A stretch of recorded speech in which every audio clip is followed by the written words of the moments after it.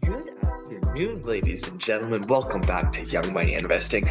My name is Liam. You know what time it is. It's Sunday afternoon. It's time for that weekly TA, weekly employee. Before we jump into anything, if you are enjoying the content I make, please go smash that like button, hit the subscribe, click the little bell icon. You guys already know what to do. Just go do it. And with that out of the way, and without further ado, let's go ahead and jump into the charts. Now, we are starting off on the daily time frame for the DXY, the US dollar currency.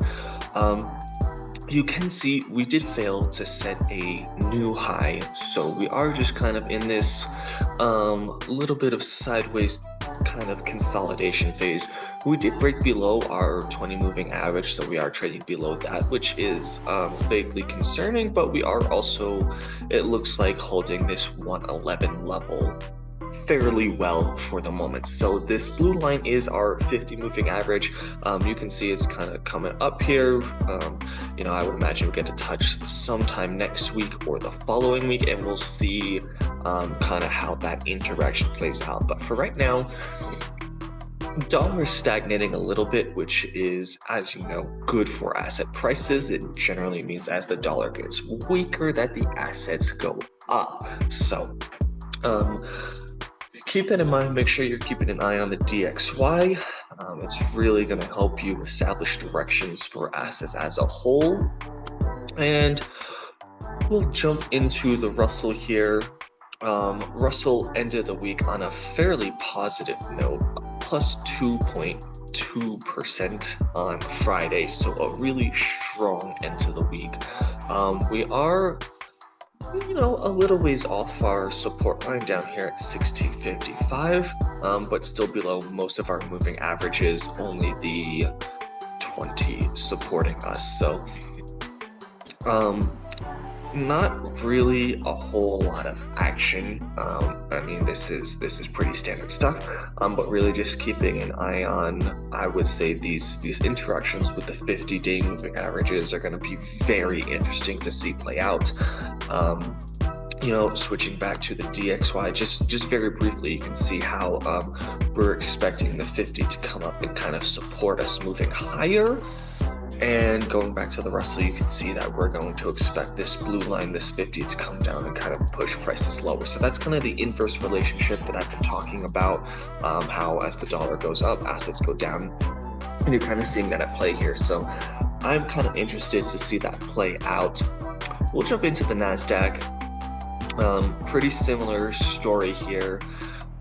You'll remember last week I was talking about the wick on this candle and waiting for it to break before starting or entering a short position.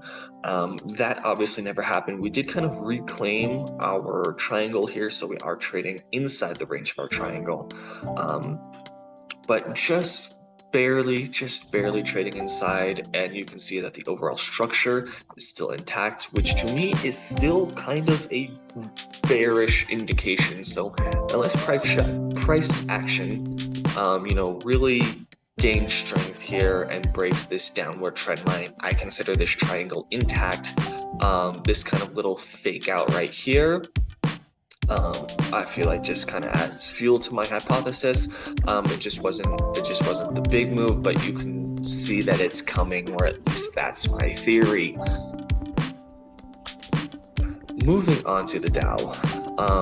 The Dow actually came all the way up to the 50 moving average, and we had a very strong close, almost no wick at all on this candle. Let's see, the high here is 31,119, and the close was 31,082. So really strong close moving into the 50 moving average. I would be very interested to see how the Dow plays out this interaction in this coming week. Are we going to reject back down to our 20, back down to our support line? Your guess is as good as mine, but I'm very interested to kind of see how that plays out. There's not really a whole lot of analysis to do on the markets this week. There's just not. Sometimes you get weeks like that. You have to wait. That's, patience is a virtue. So we are going to jump into my trade of the week. We are looking at BioCryst Pharmaceuticals. The ticker symbol is BCRX.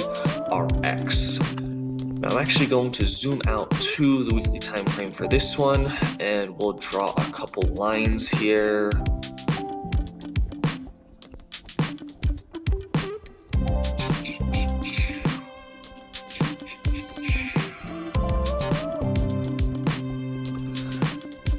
Now, I have been talking about this descending triangle on the markets for weeks now. I mean, you can go back pretty much to the first technical analysis I ever did, and you'll see me talking about that. What we have right here is an ascending triangle, or a triangle that's moving up. I really like this setup. I'm actually going to move this down just a bit too. There. And so, I mean, you can kind of see that after a pretty sharp sell-off here, we've been gaining strength. We have a nice little pop back here on August 1st, kind of run into this trend line and fade a little bit, but, you know, have regained some strength. So what I'm kind of looking for is a break of this trend line of this 1527 level. And let's see, the high on this candle is 1543.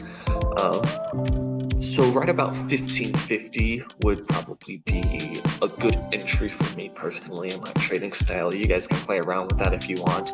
I'm not saying you have to buy at 1550. This is not financial advice. This is just one man's theory on the markets. But I do like this setup here. It looks like we have a pretty strong trend line.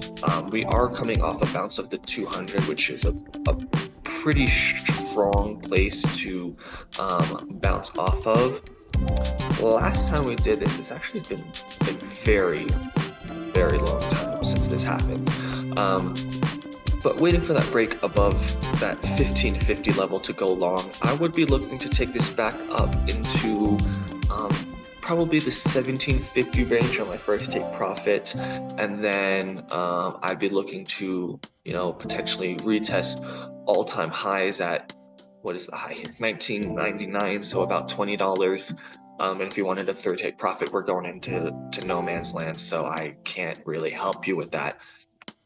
But that's what I'm looking at. Alternatively, you know, if we did break this trend line and come back down to about 1260, let's call it 1240, and we kind of found some support there, I would still kind of consider this intact.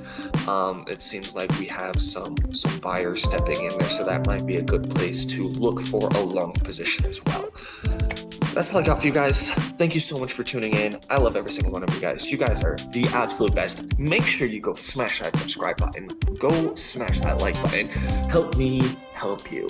You know what I'm saying? You guys have a great week. I hope that you smash all your trading goals and you make a buttload of money. Thank you. Peace out.